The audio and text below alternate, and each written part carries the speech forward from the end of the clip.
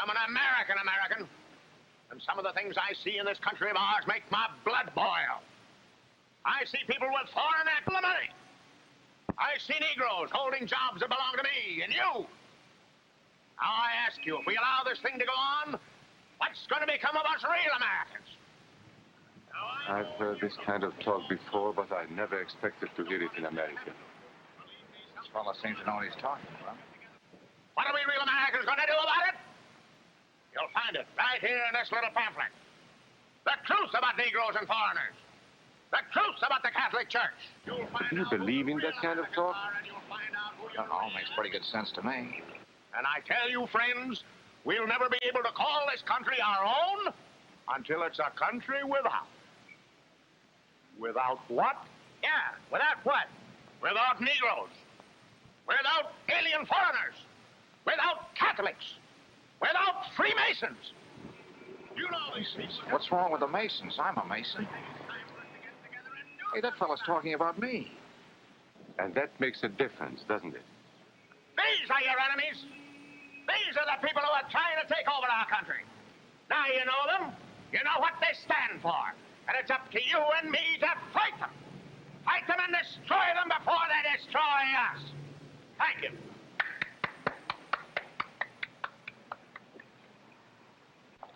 Before he said Masons, you were ready to agree with him.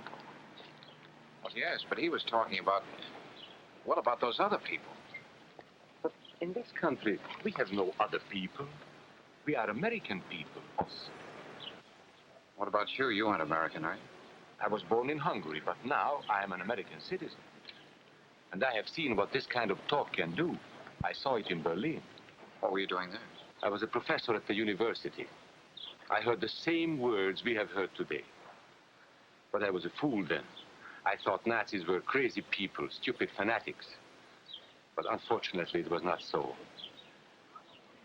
You see, they knew that they were not strong enough to conquer a unified country. So they split Germany into small groups. They used prejudice as a practical weapon to cripple the nation. Of course, that was not easy to do. They had to work hard to do it. You see, we human beings are not born with prejudices. Always they are made for us, made by someone who wants something. Remember that when you hear this kind of talk. Somebody is going to get something out of it, and it isn't going to be you. This is not classroom theory. I saw it happen. We must never let that happen to us or to our country. We must never let ourselves be divided by race or color or religion, because in this country we all belong to minority groups. I was born in Hungary. You are a Mason. These are minorities. And then you belong to other minority groups too. You are a farmer. You have blue eyes. You go to the Methodist Church. Your right to belong to these minorities is a precious thing. You have a right to be what you are and say what you think, because here we have personal freedom. We have liberty. And these are not just fancy words. This is a practical and priceless way of living. But we must work at it. We must guard everyone's liberty, or we can lose our own. If we allow any minority to lose its freedom by persecution or by prejudice, we are threatening our own freedom. And this is not simply an idea. This is good, hard common sense. You see, here in America is not a question whether we tolerate minorities. America is minorities. And that means you and me.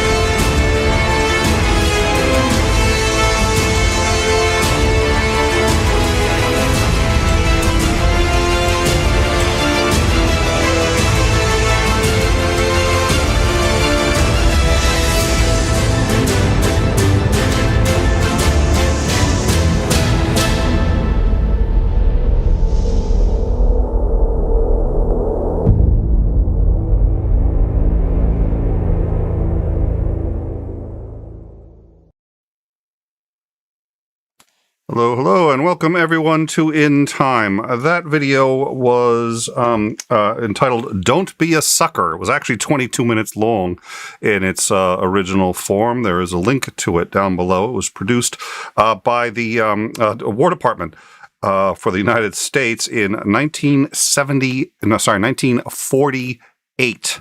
1948. It was shortly after World War II. And 𝗢𝗲𝗍 had dropped that into the Discord, and I looked at that and I knew would need to show that at some point. The entire film is worth it. It's amazing. Zero has changed. And the professor ends up talking about friends that he had in Germany who suddenly started feeling superior to everybody else because they were told they were superior. And they were given great uniforms and told that they were literally supermen and that they were entitled to rule the earth. And talks about what they end up going through. It's a really good video. Again, it's called Don't Be a Sucker. It's in the National Archives, U.S. Department of War. Link is down in the bottom for where you can find it on YouTube. It is absolutely worth seeing. Today is a call-in show. We are going to talk about the news. We're going to talk about current events, what's going on. There's a lot to talk about.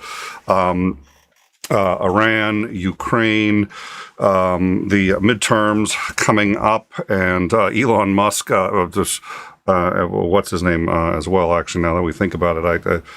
Celebrity mishaps isn't necessarily our thing. I'm not a huge fan of the Kardashians, but Kanye West, whatever he goes by, I think there's a lot to discuss there. So feel free to give us a call, 1-484-IN-TIME. That's 1-484.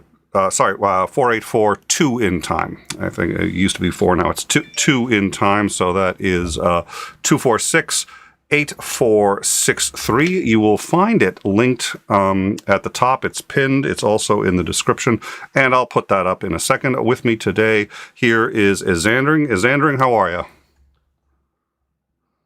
Oh, I'm not doing too bad, I guess. Touring our great country. Yeah, there's it was really amazing what was in that. Yeah, I don't know. That was there's a lot more in there that you're like, wow, that's basically the U.S. today. There was also what I thought was an interesting discussion on fascism. I do want to have that in a minute, but I did want to quickly catch up on the live chat. I saw something and I wanted to. Sokka account still around. I haven't seen Sokka in a long time. I've seen Sokka occasionally on other shows. Rarely. Sokka's busy. Sokka's, yeah. Sokka's out there. So, let's see. I like the truth. The truth is out there. The truth is out there. So I don't know if Bregwin actually saw this. Bregwin said, "Great uniforms, but no way to feed their families." Actually, that's exactly what happens in the clip. It's really astonishing, and it's amazing how much they hit on the nose. Let me just see. Yeah. What I'm going to do real quick, I'm actually going to. There's some issues. Yeah. Well, there's some issues that we see again and again, and there's some issues that just never seem to go away. They're with us quite a lot. You can listen to Ronald Reagan's speech. I believe it was at the Republican National Convention. He was campaigning for Barry Goldwater. He had a speech, I believe it was in 1968. It's like you can, other than the actual physical figures, and the fact that he keeps talking about the Soviets, you could take that speech, update the numbers, and cut out the references to Soviets and maybe just say Russians instead. And you'd swear to God that that's a completely relevant speech to give today. It's like I've watched many, many different historical speeches, clips, videos, movies, etc., that seem quite relevant still today, which means that we've never really actually fixed any of these problems. They recognize we had these problems way back then, and we still have those problems today. So a lot of these things that people are complaining about aren't new. They've been around for a while, and they seem to ebb and flow. And anytime they seem to flow more fully, a lot of people point out these historical speeches and video and say, look, it's still relevant today. Well, and you know, people have been running around calling people Nazis and fascists for a very long time. And the problem is those terms have very specific meanings. And not everybody who is a genocidal or homicidal maniac is a fascist. Probably one of the worst leaders in human history was Chairman Mao. Mao Tse. Oh Jesus, Mao. Mao Zedong. Mao Zedong. Thank you.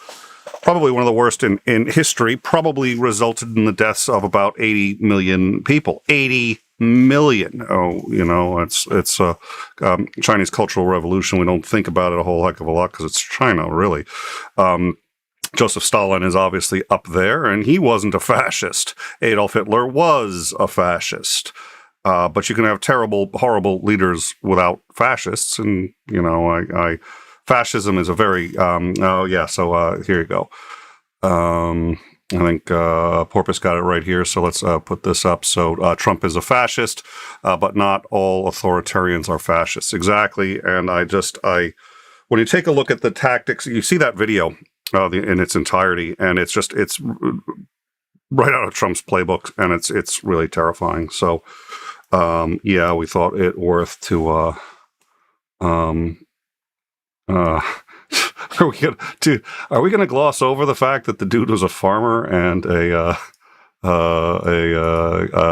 casual Masonist? Well, the other Hitler despised secret societies, which is hilarious because he had a secret society, but that was part of it. You know, fascists are very anti-secret societies. That includes, so somebody had asked earlier about the Masons. Like, what's the big deal with the Masons? Well, yeah, fascists aren't fans of anything that is about keeping secrets, especially from the government.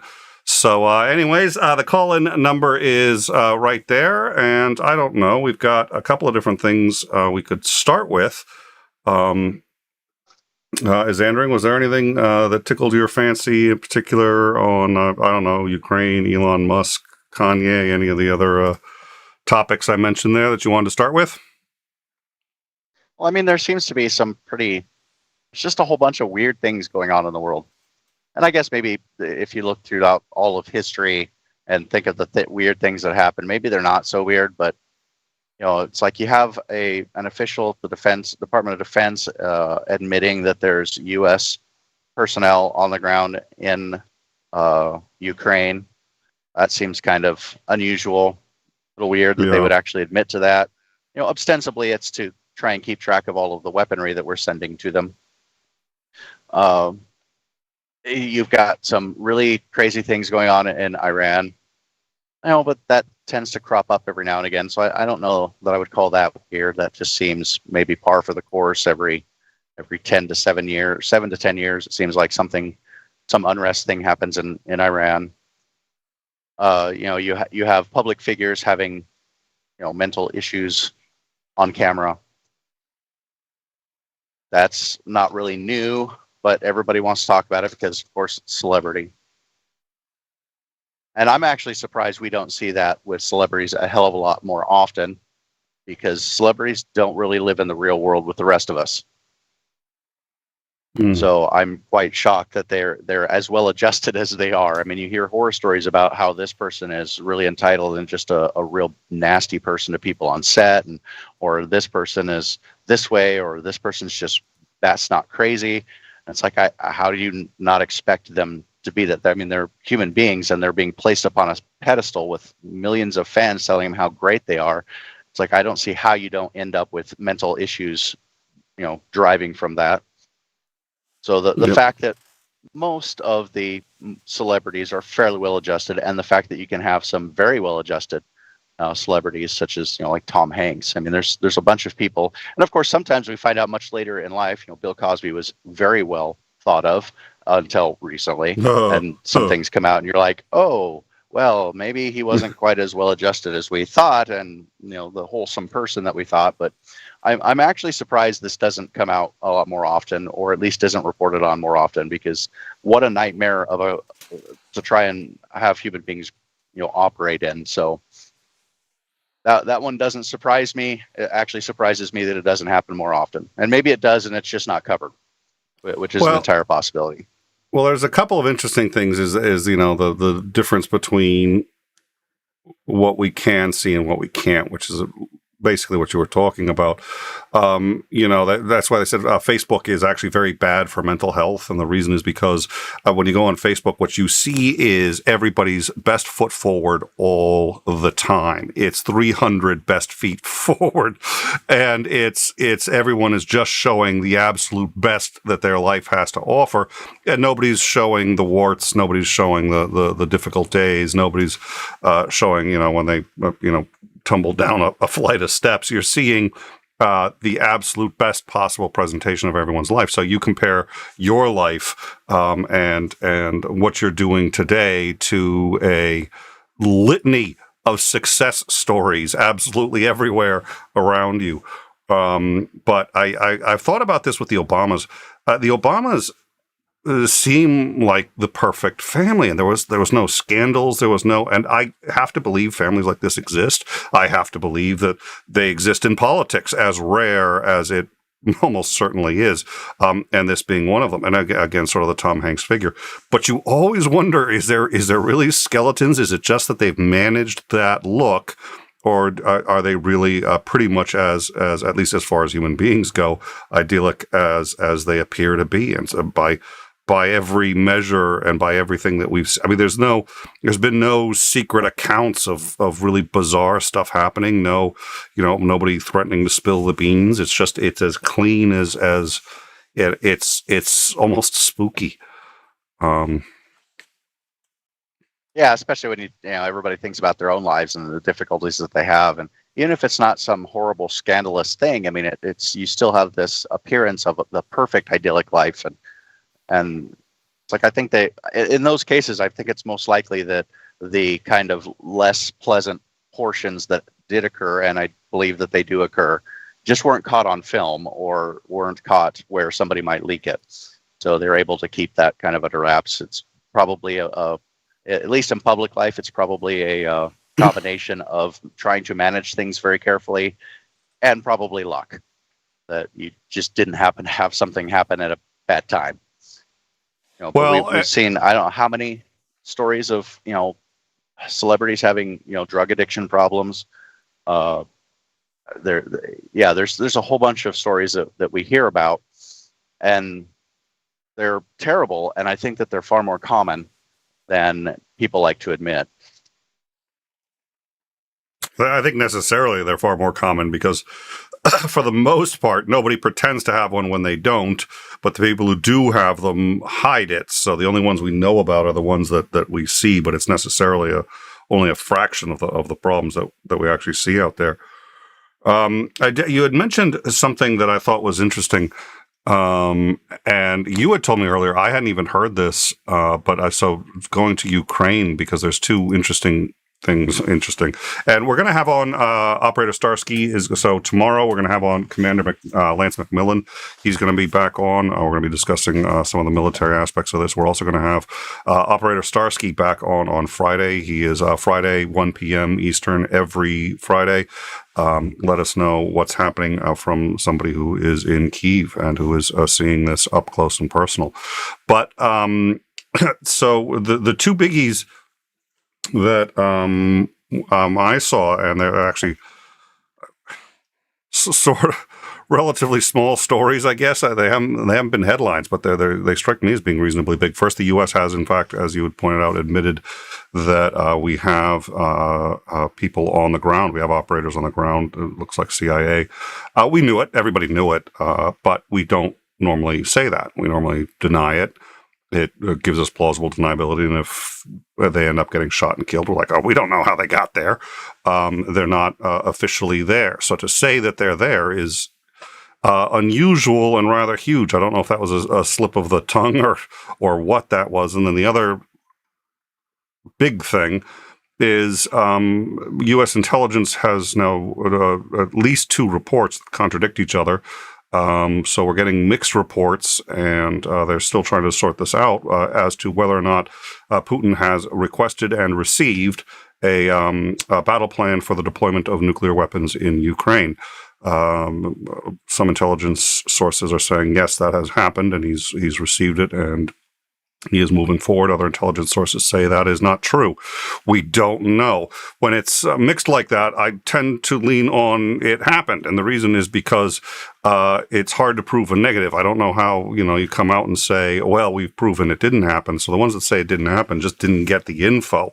Doesn't mean it's not there. It just means they didn't get the info. If you have 1 or 2 agencies that are saying, yeah, it happened, then it probably happened. So that's reasonably new, and we're going to take a look at that and see how that breaks down. But I don't know. Where do you want to start on those? How about a yet another third interesting, not headline news, but still something maybe to keep an eye on? They've now verified that Russia is trying to hire, and from the best reports that they have, they seem to have hired approximately 400 so far, former Afghanistan Special Forces personnel that fled the country after or trying to flee the country. Some of them are still stuck, and some of them are in Iran. Some of them are in Uzbekistan and Turkmenistan and all the other stands that fled after the United States pulled out. And these are troops that were trained by our special forces, and Russia is very keen on trying to hire them. So, and so far they've been able to come up with, they think they have somewhere around 400 of them so far. And they're offering visas for them and their families to get them out of the bad areas that they're hiding from Taliban from, and get them into Russia to help with the conflict in Ukraine. So that's another interesting thing, and a problem that we directly created. And I mean, that's not even close to the first time with Afghanistan. When our first entry into Afghanistan, the whole reason we entered was to create a Vietnam for the USSR, to try to collapse the USSR by making it spend so much money there. They just get stuck there. And Macmillan has made the argument, and I think reasonably successfully, that it was in fact their war in Afghanistan that caused the country to collapse. It would not have collapsed but for. So in that, within those parameters, wildly successful. Problem is, we sort of trained them, and we got what we wanted out of them, and then we left, and we were just like, okay, we have all these young men with nothing to do, all these weapons, they're ready for combat, and nobody to fight. That's a heat-seeking missile looking for a target, and out of that is where not the Taliban, is where Osama bin Laden grew, and is the Mujahideen turned into Al-Qaeda, and we got smacked upside the head by our own weapons and fighters that we created because we abandoned them, and we just, we didn't. And I have a hard time believing that they're going to get a lot of people to do that, but these are all people who were trained by the U.S. We left them and their families to die, and they have been dying. Anyone who stayed would ever help the U.S. is being killed by the Taliban. And we knew it would happen, and we left anyway. And we really didn't have to. There's this notion that, it's like, oh, well, endless war. Fuck that. What do you think we're doing in South Korea? How many bases do we have around the world where we just sit on things? Give me a break. How much money were we actually spending in Afghanistan? The U.S. budget, we spend more on our military than every other country in the world combined. And we have 197 of the world's foreign bases. 90% of the world's foreign bases are all the U.S. It was easily doable. Sorry, get me going off on that. So, how many people do you think they're going to get? How successful do you think this program is going to be? I think it's going to depend largely. I kind of like with you. I'm not entirely sure they're going to get all that many. I mean, reports seem to come around the number of 400 of them so far. I think that any of these people who are still alive, have family that are still alive, I think they'll all, if they hear about it and have the ability to get to them or their families to somewhere close to Russia I think they'd all take them up on it. I mean, because the U.S. did just pretty much abandon them there, and their lives and their families' lives especially are in jeopardy. The Taliban has come straight out and said and followed through with, we're going to kill these people. So, I mean, as far as the offer, put in the same position, I think that I would absolutely take them up on that offer. So how many will they eventually get? I think it's going to be mostly limited by how many people like that can they actually reach with that information, and how many of them can actually get to some place to get in touch with Russian officials to take them up on that offers. And that's going to be difficult. So they're spread out quite a bit. Some of them are still in hiding in Afghanistan itself. Many of them have fled into Iran and the stands around them. So and Pakistan. So they're hiding, and trying to find them is not going to be particularly easy. So, but I mean, they've found 400 of them apparently, roughly. Well, and I think you make a good point. It's if everyone thinks, well, gee, would you really want to work for Russia? Would you want to live in Russia? And would you want to work for Russia in the current circumstances with the war? And the answer is, if the choice is between that and being a member of the Afghani government or military that supported the U.S., that helped the U.S., and is still around in Afghanistan under Taliban control, if those are your two choices, Privyet! Hello, everyone. Здравствуйте. Nice to meet you. Because at least you have a shot at living. Even getting shot at by Ukrainians is better than hanging out under the Taliban if you're an American supporter. Well, and their strength isn't so much in the actual act of fighting, though they would be a strength in that. That their biggest kind of asset is they know exactly how U.S. Special Forces operate. They know, because U.S. forces trained them all. They know exactly how all of that operates. So they're an intelligence source for how the U.S. runs its special forces. They're also a training force to help, at least with some of the not so great training of the general Russian military.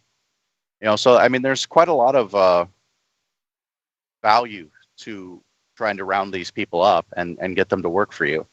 And they're offering a pretty dang enticing carrot out there. We'll give you a visa and you can move to Russia, and you'll be safe from the Taliban in Russia. So yep. You and your families, not just you, but you and your family. So yeah, that's a pretty big carrot that they got out there. And they're a pretty valuable asset for Russia to try and pull in. So it seems like a no-brainer, at least on Russia's end and on the former Afghanistan Special Forces. Seems like a no-brainer. Has to be good for morale too if you're on the front lines, and that people who used to support the U.S., trained by the U.S., is now on your side. How much ultimately that's going to help, I don't know, but it's the first time in a while I've seen them do something that's probably going to yield at least some positive results. I'm not sure it's going to be a lot, but all right. Had you heard this about the nuclear weapons? I had not heard about the nuclear weapons one yet. Yeah, so we're gonna sit on that one. If you haven't yet joined the Discord, come in and join it. We basically, everything that we discuss here usually ends up there first. You can see how the show is made, what goes into making it, and help make it yourself, because we're largely community driven. But it's U.S. intelligence agencies can't agree on whether or not that meeting happened, but there's a number of them who say yes, it did. Putin got options, and he. How far he's progressed on that, we don't know, but that he requested and received options for the deployment of nuclear weapons in Ukraine. Again, and you would expect that to be the case too. Even if it did happen, you would expect that that there would be quite a lot of controversy over whether such a meeting had happened. I mean, I can't imagine that they're going to widely broadcast that. So that's going to be some difficult information to get your hands on. So if it did happen, I would expect this kind of conflicting reports between intelligence agencies, who has what information as to whether or not it actually happened. Of course, it's not exactly evidence that it did happen, but if it did happen, at least I would expect this to be the case, the conflicting reports. Yeah, it's not dispositive. The fact that there are conflicting reports isn't as concerning to the veracity of the statement as one might think, or it's not as damaging to it because you'd expect that. And yeah, that makes sense. Shoot. No, I lost my train of thought. My brain is still getting better, but still having issues with my train of thought. Anyways, if you want to call in and chat with this, oh yes. It gets better. Now, how much would you pay? We have, among some of the weird things that have been going on, Elon Musk decided he was going to tweet a story about the attack on Paul Pelosi. Yes. Hold on that one. So if you want to give us a call, talk about this story, which you want to talk with 𝐓𝐢𝐬𝐷ring about, this is a good one. But if you want to talk Elon Musk or any of these topics, anything we've talked about, anything else, call 1-4064 in time. That's the old. Oh my God! You'd think I'd have updated that correctly. In time. Yeah. It's 484. 2 in time. That's 484-246-8463. It is down on the bottom there. You can see it there. So give us a call. Chat with us. Get to talk with either 𝗓𝐢𝐬𝐷ring or myself. And so 𝗓𝐢𝐬𝐷ring, we were Elon Musk. Tell me this story, please. Yeah. So this one's kind of a weird one, and because it happened and then kind of unhappened, it's really hard to get all of the direct things. But he tweeted a story or a link to an article talking about how the attack on Paul Pelosi wasn't just some deranged homegrown terrorist attack or an assassination attempt on Nancy Pelosi, but was rather a crime of passion between Paul Pelosi and his gay lover, apparently. So he tweeted this out and has since deleted said tweet, but it certainly made the rounds, especially in the conservative area, especially more farther right conservative arenas, because it's a totally different story than what's being put out by the mainstream media. And of course, the very far right people are saying, look, this is more likely what happened because, how does an elderly person break into, the home of the third person in charge of the United States, with that kind of security around that house? How in the heck did they even get in to attack Mr. Pelosi? So it's like, they really glommed onto that and put a lot. Look, the mainstream media is just completely and totally covering up stories and just blatantly lying. And it's like it all seems to come back to, at least from all of the kind of research trying to follow the threads, it all seems to come back to a link that Elon Musk tweeted, and it was a link to an article. And I don't even know who the article was from or where he got the article because it all got deleted. And there seems to be some conflicting reports as to where the actual original article came from. So let me interrupt because they know on the live chat where it is. Please do not post it in the live chat. 𝗓𝐬𝐷ring would like to see it. So if you can get him a copy or get it in the production room or something like that, because 𝗓𝐬𝐷ring would like to see the original source. Do not post it in the live chat, please. I think our folks know well enough, but I'm going to say that anyway. We would like to see it, but you can get it to me or get it to 𝗓𝐬𝐷ring, and because he'd like to see it. But anyways, I wanted to say that before it got posted. You were saying, yeah. So yeah, it was going back, and of course I'm doing this while I'm trying to drive. So on my short breaks, I'm like trying to look it up because it's a fantastical story, and if true, would be a hell of a story about the mainstream media covering up and blatantly lying about events. So that's kind of important to know. So it was one of those things where I'm like, okay, this is getting a hell of a lot of noise, in some of these very far right arenas that I follow. And it's like, this is fantastical. And so I started tracing it back, and it's like, okay, well, I'm not entirely sure that this is something that should be given credence, or is this a stunt from Elon to test whether or not you can now post quote unquote misinformation or stories that are unverified, or I don't know what it is or why this got posted, or maybe it could have been an honest, I thought this was real, found out a few minutes later after I posted it, oh, this isn't real, I better take this down. I don't know what the whole story is. I haven't been able to go through, but it caused a hell of a lot of chatter in at least the far right, the kind of the prepper sphere. Oh my God, the world's ending and the Democrats are going to cause it type of people. So I already have a bit of, well, okay, I've got like a 5-pound sack of salt to carry around with me when I start looking at those stories. But that was one of the interesting things. The only thing that might get you to hesitate and think about it is it was put out by Elon Musk, who is admittedly a bit of a loon, but he's not known for, to the best of my knowledge, the right-wing conspiracy theories, and he's supposed to be a pretty intelligent guy, and he created PayPal, he's a self-made millionaire, and all of these things. So it just seems, if he were going to post it, that there'd have to be some credibility to it. But the story, it is exactly like, it's one of those stories that as soon as I see the story like that, I was like, okay, I'd have to like double and triple check the sources on this, because if I was going to make up a conspiracy theory, this would be it. It sounds too much like Hillary Clinton running a porno ring out of a basement in a Pizza Hut. I mean, it's just like, it wasn't even a Pizza Hut, but you know what. Yeah, the fact that it was Elon Musk on his brand new platform, Twitter, I'd be like, okay, I gotta look into this, and then he deleted it. So he's already tweeting and deleting shit as the CEO. Do you think Twitter's going to survive this?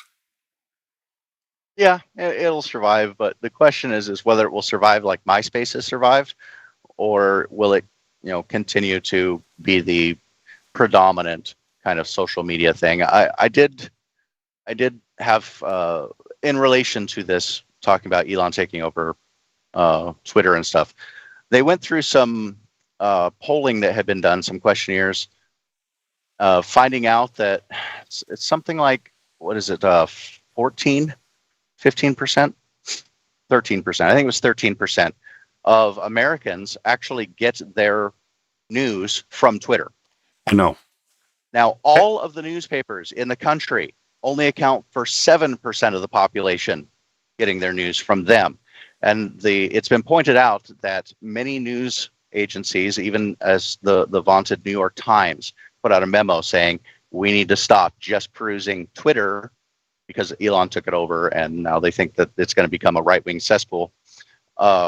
We need to stop just curating all of our news from Twitter.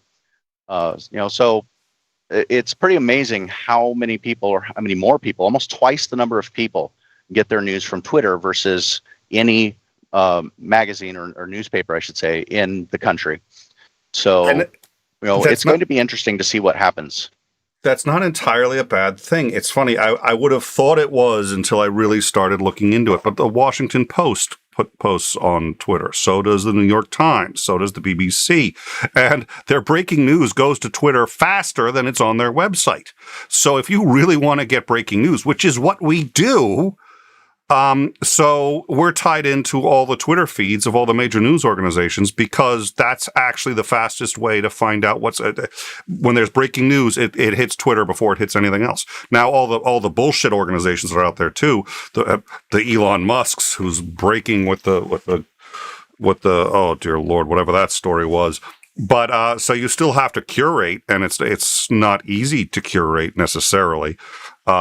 But yeah, it's actually an amazing tool for news, which I'm still wrapping my head around.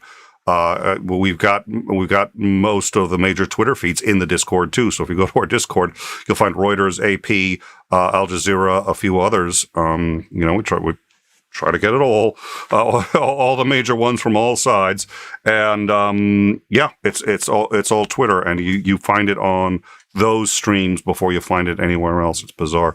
Elon did decide that the blue check, which indicates that you're certified that you are who you say you are. So, President of the United States has a blue check. The Washington Post, CNN, ABC all have blue checks. Any famous person, if they have an account on Twitter, they get the blue check so that you know you're talking to that person, not a sock account.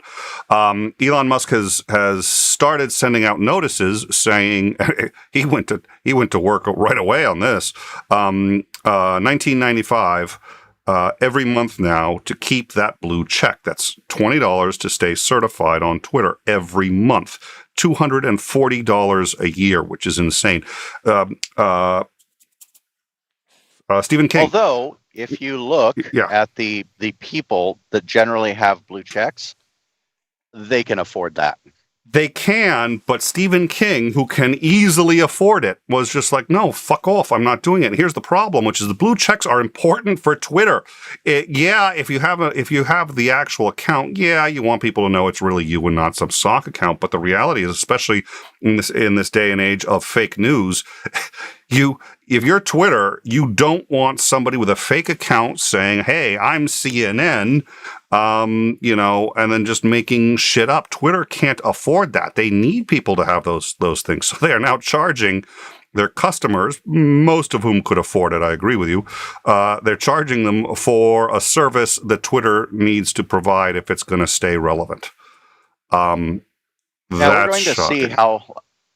Yeah, like I said, we're going to see how it goes, whether it's going to survive like MySpace has survived, or if it's going to, continue to dominate in the social media atmosphere. I mean, the platform is already huge. It's the hugest, the bestest of platforms. So I just don't, I mean, I guess somebody could come out and supplant it, but I mean, it's kind of the whole difficult thing when you look at how many different platforms have been tried to reproduce what Twitter has done, and none of them really seem to gain a whole lot of traction. So we'll see how it works. I mean, there are Facebooks that come up and supplant MySpace, but it doesn't happen all that often, at least not to these mega platforms. So I guess we'll see how things go. I know there's a lot of people that are quite Twitter-pated about what Elon is supposed to be doing, and others who are like, yeah, this is the devil incarnate and horrible things are going to happen. So if you're not a Bambi fan, go watch Bambi so you can understand what Twitter-pated means. So, okay, no, I'd wanted to, okay, so sorry, it was Elon Musk. It was, there was one other comment I had on the Twitter spheres, and I forgot. Oh, yeah. Hate speech on Twitter has gone up 400% since Elon Musk took over. He's touting it as a free speech platform and yada, yada, yada. And maybe that's a good idea, maybe not, but he hasn't had a staff meeting of his general staff. There was supposed to be one Thursday. That's been canceled, which means, and he hasn't changed any of Twitter's privacy or use agreements, which means they're under the old same agreements. He's just made it clear he's not going to enforce them. So nobody knows what to... It was already a cesspool. I can't imagine what it's going to turn into if he doesn't start to show some direction immediately, other than just charging people. One of the things I think we have to keep in mind as well, when like hate speech has gone up 400% on Twitter since then.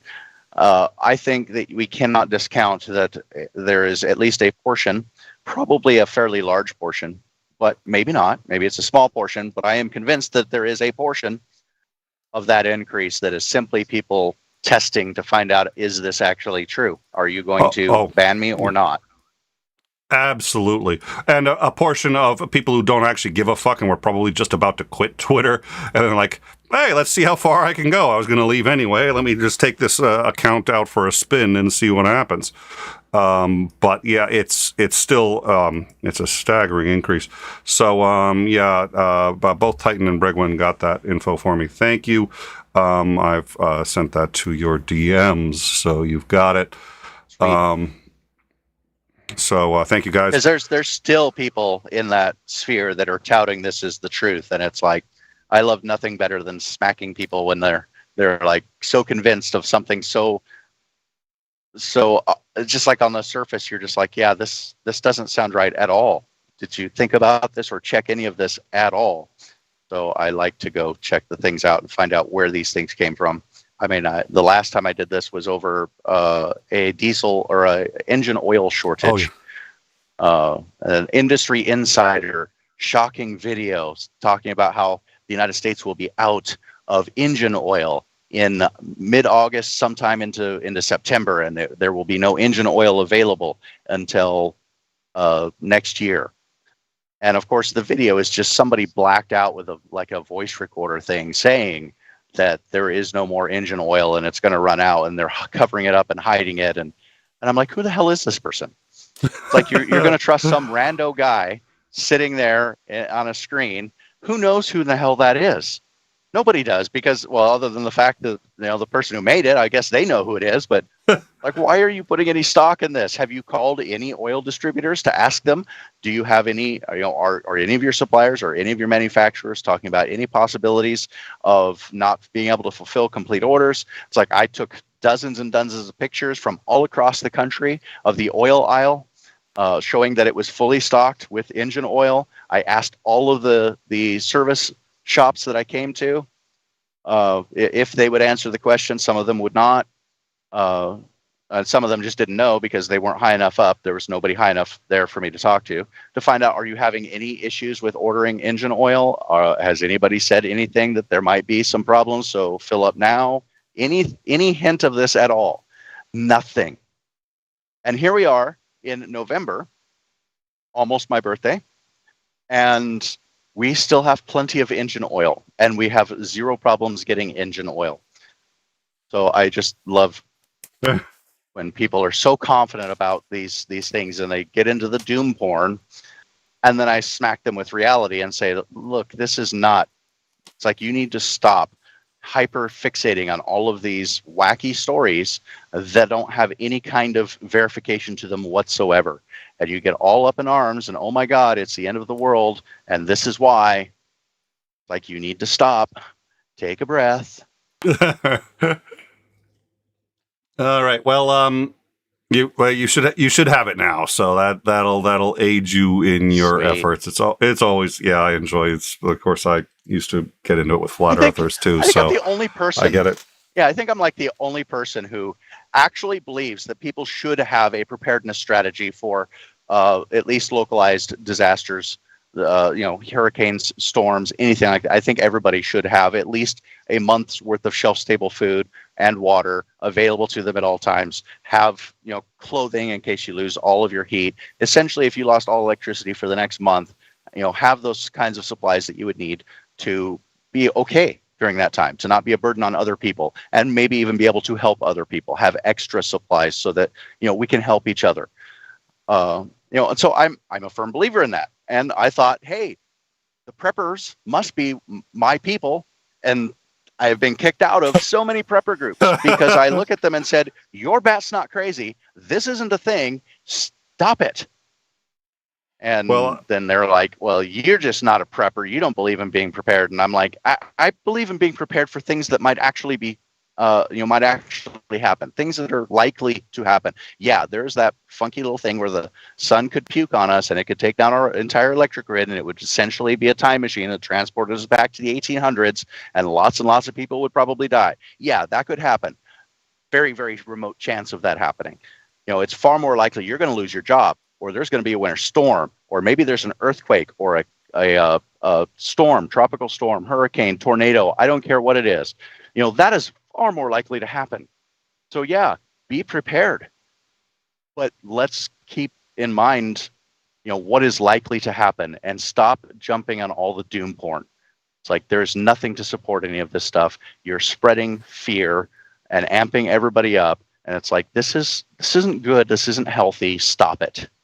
And then they're like, and I no longer can post in this group. Well, great. You're too reasonable, Isandring. That's you're hanging out with the wrong people. They just don't, you had to look at facts. It's not for us.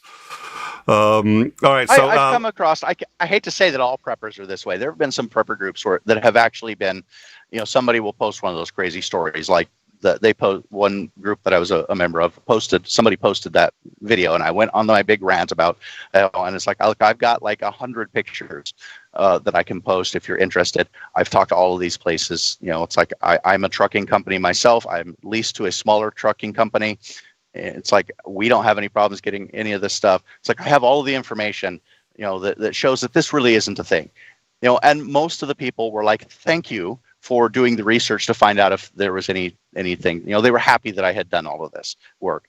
So they're not all horribly crazy people, but there's a lot of them.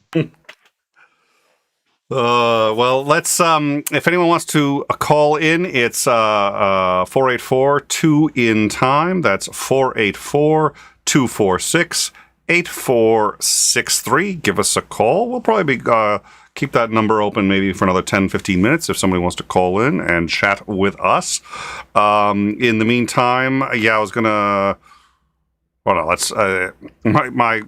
My father was in France during the food riots. He was a kid, but his father was there, and he was traipsing around France, and the U.S. Embassy stuck 2 Marines on him.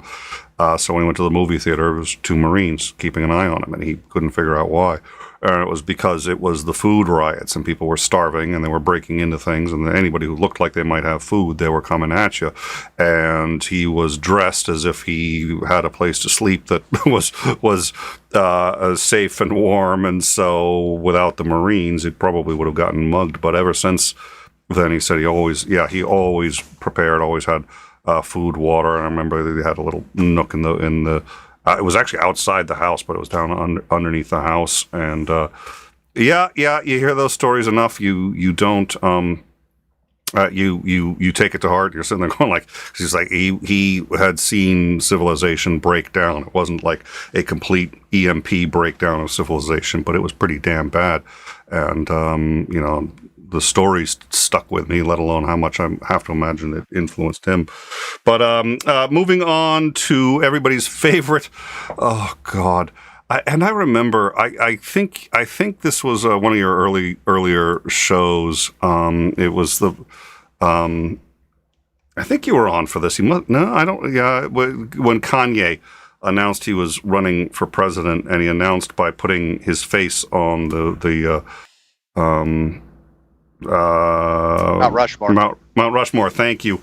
And I remember we went live with that. We made a nice little thumbnail for that, and we're going. But I decided to just play it straight. So I was, I was like, Kanye West has announced that he's running for president. He is running under a newly formed party, the Birthday Party. The Birthday Party candidate has said that he is going to be the best president ever, and has announced by putting a picture of his face on Mount Rushmore. And he was the Birthday Party candidate. I mean, he was literally the birthday fucking party candidate. Oh, dear Lord.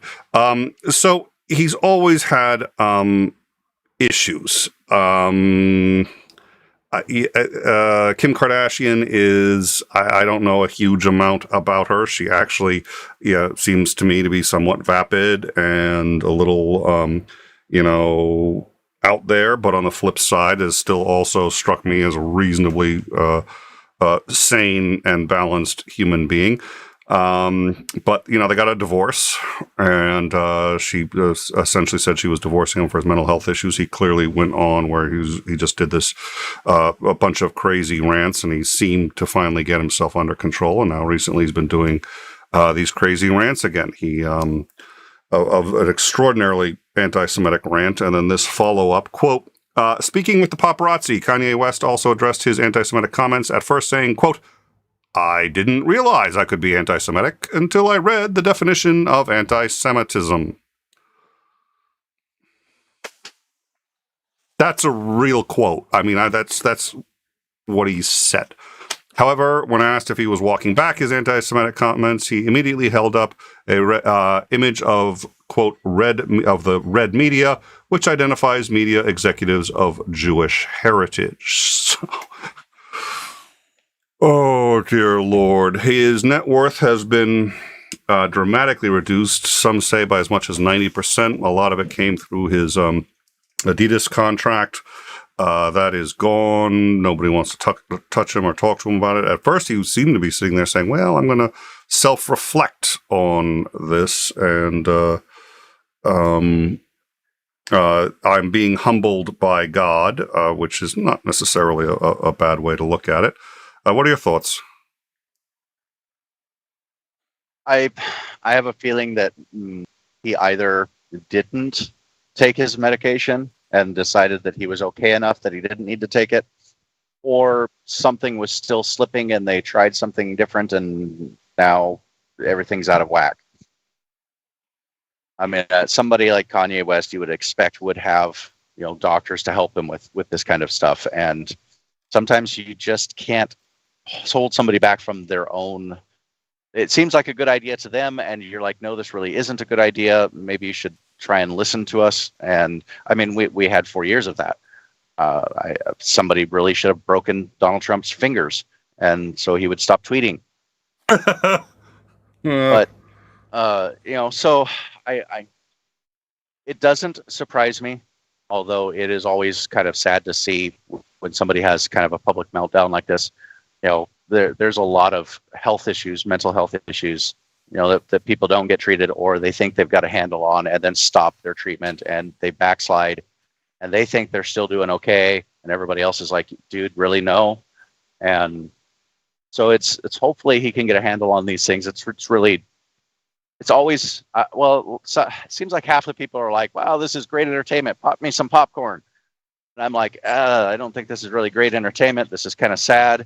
And, this is somebody who needs help, not to be ridiculed, but we end up with both kinds of people. And some people do this for publicity stunts. There's nothing actually wrong with them, but they thought it would be a great publicity stunt.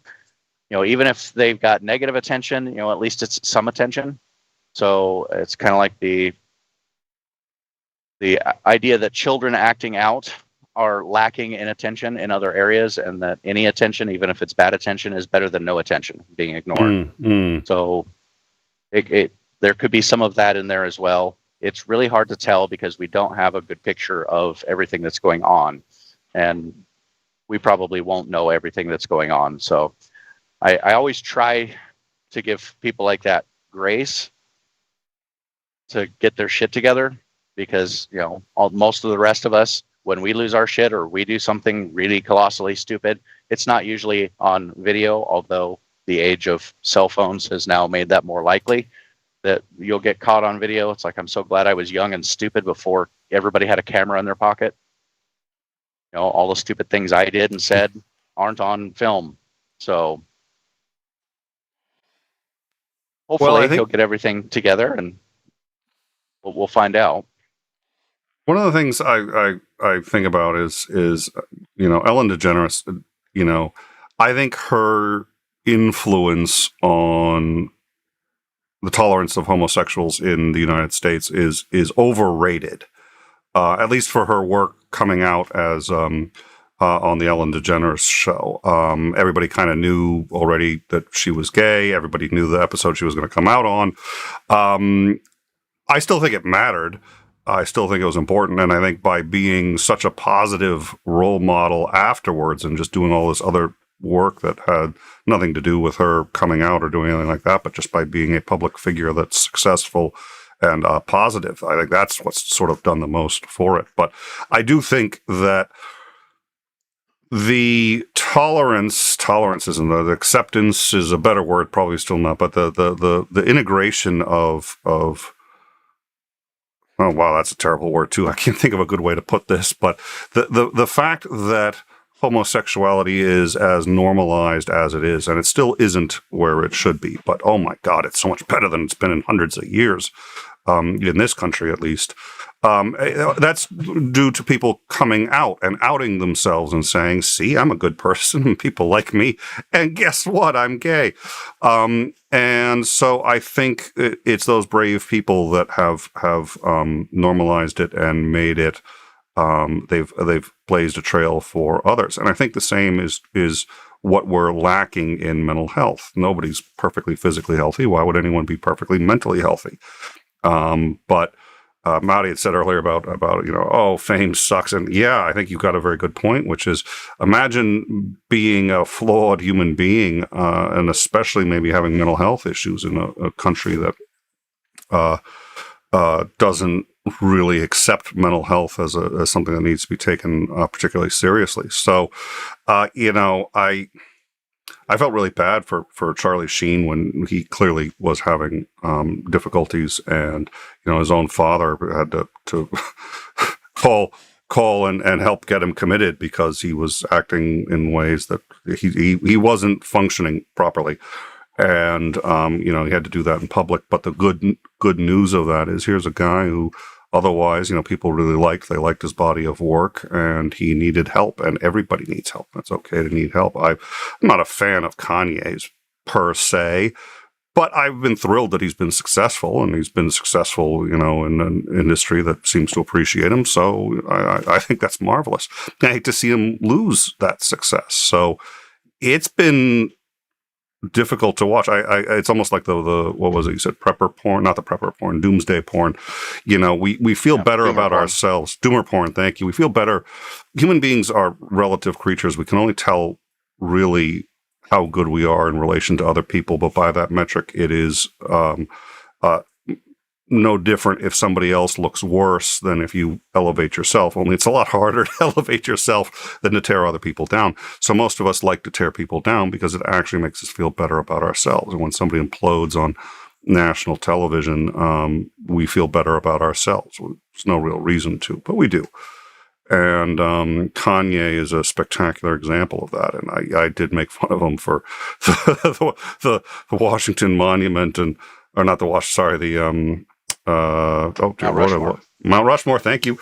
But he clearly, the amount of damage that he's doing to his own reputation and to his own career, and is terribly unfortunate. And this is the kind of thing that usually, not always, but usually there's help for. But you have to get that help. And so I'm glad. Especially when you destroy things like that, and you're not in your right mind. Something has gone definitely wrong, and you lose everything because you're acting not in your right mind. That's really difficult, because once you finally can get back to maybe a more baseline normal, and you realize some of the things that you've done, and it's like, oh my God, I've lost pretty much everything because of this. And it's like, and it seemed perfectly reasonable when I was doing it. So yeah, it was. I don't really like making fun of people when they're doing stuff like that. I find it more sad than hilarious. Yeah. Yep. All right, and we have a comment here. I can imagine it's harder to tackle mental health since health coverage in general in the U.S. is so expensive. I think that's true. I think also we don't take mental health particularly seriously. I think we're still adapting to the idea that it is an actual thing, that it's actually really no different than most physical ailments. We don't think of it that way. It's hard to think of it that way because you don't see it, you can't touch it. And it's like, hey, can't you just get control of yourself? Yeah, there's some things where you can get control of yourself. And we've all been in situations where we wanted to act a certain way and we self-regulate and we're okay. But there are times when you can't. And getting Americans who, as it seems in my view, less and less care about nuance and less care about looking deeper into things. It's sort of like, look, it's your brain, toughen up and, get over it. You'll be fine. And that's just not in general how it works. There's an additional problem when it comes to mental illness as well. And that's like, okay, physical illness or physical injuries or illnesses. It's like all of us have experienced at least something like that, whether you got the flu or whether you were injured and broke an arm.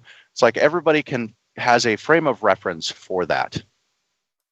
But when it comes to somebody who is not mentally ill or hasn't been mentally ill, and then they're trying to regards somebody who is mentally ill, the ability to wrap your mind around and actually comprehend what they're going through. For somebody who's healthy, to talk to somebody who's depressed, and they're like, well, why can't you just get up and, I don't know, clean your room? Why can't you just do that? It's like, I can do that. And you can't wrap your mind around what really, you have no frame of reference. It's like saying, well, why can't you just flap your wings and fly? It's like, well, I've never had wings. I don't even know how I would go about doing that. There is no frame of reference, no point of reference for us to be able to tell what some people are going through. So it makes it really, really difficult for people to have sympathy for something that they have no frame of reference for. To them, they're normal. They don't have these issues, and they don't understand why somebody else would. I mean, you can describe it to them intellectually, and you can try and have sympathy, but you can't have any kind of empathy with them because you don't have, you haven't experienced that. You don't see how this is possible.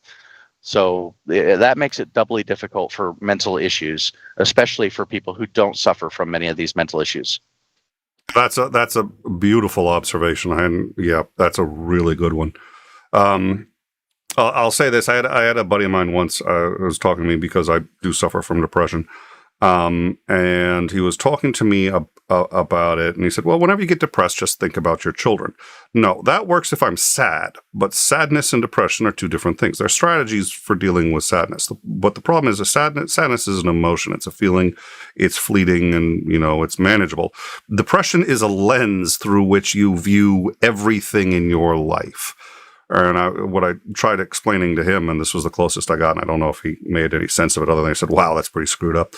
But I had said, look, yeah, sure, when I'm sad, I can look at my kids and it cheers me up. And I say, wow, I'm so lucky that I have these girls and I have the life that I do. So, but when I'm depressed, if I look at them and I'm feeling terrible already, I feel terrible, and I look at my kids, what I say is, the next thought that enters my head is, my God, these children are so beautiful. What kind of God would put them with a man like me? I'm so screwed up. Don't they deserve a real parent? Don't they deserve, somebody who can look at them and feel joy, as opposed to now I'm just depressed about everything? So it's like, wow, that's fucked up. I was like, yeah, no shit. But anyways, everything you see is through those rose-colored glasses, and you can't take them off, and it becomes very difficult to function. All right. Well, any final thoughts on anything that we've talked about? I will say this: Native Atheist loved your sun puke comment. I've heard you say that one before. I like that one. But as we wrap this up, any final thoughts on us? Yeah. It's a CME, coronal mass ejection. The sun pukes on us, and generally bad things happen. The last significant one that actually hit Earth. We've been hit several times with coronal mass ejections. They're usually pretty minor. But the last major one that we're aware of happened in the 1800s. It was Carrington event. In 2012, we missed by 7 days. We missed a pretty intense, like Carrington level coronal mass ejection. So had it happened 7 days, I can't remember if it was 7 days earlier or 7 days later, it would have hit Earth, and it would have probably taken down most of the electrical infrastructure. It was pretty powerful. It would have been bad. We would still be trying to pick the pieces up today. So we did miss that. It is a possibility. It happens, but it's a fairly low possibility. So yeah, the sun likes to puke on us every once in a while. It gets sick. It's a little hungover. I can't believe we have all these kids. I drank too much wine last night, and you damn planets have just been driving me nuts. And I went through a gallon of wine, and now I'm just sick. Well, any final thoughts? You made that comment. Anything else before we go? To quote President Starkey, stuff's getting better. Stuff's getting better all the time. Who said that? President Starkey. Starkey? Oh, it was Cuddy. No. Oh. Yeah. I've got to stop with my pop culture references. You can't tell me you've never watched The Postman? Oh dear Lord! Watch Once it. a It's long a time ago. fun Once movie. a long time. Yeah, it was a long time ago. Kevin Costner. Kevin Costner took a big hit to his finance because they pulled it from theaters, and it had a big controversy over him burning the American flag and having a character say that flag is an abomination. They pulled it because this was too close to, I believe, 9/11. They pulled it from theaters. And all of the money they'd put into that, he had a really hard time. He had to, yeah, that was not a good thing. That movie almost broke him. Oh, well, it was. I honestly don't remember it all that well, so I'll see if I can see it again.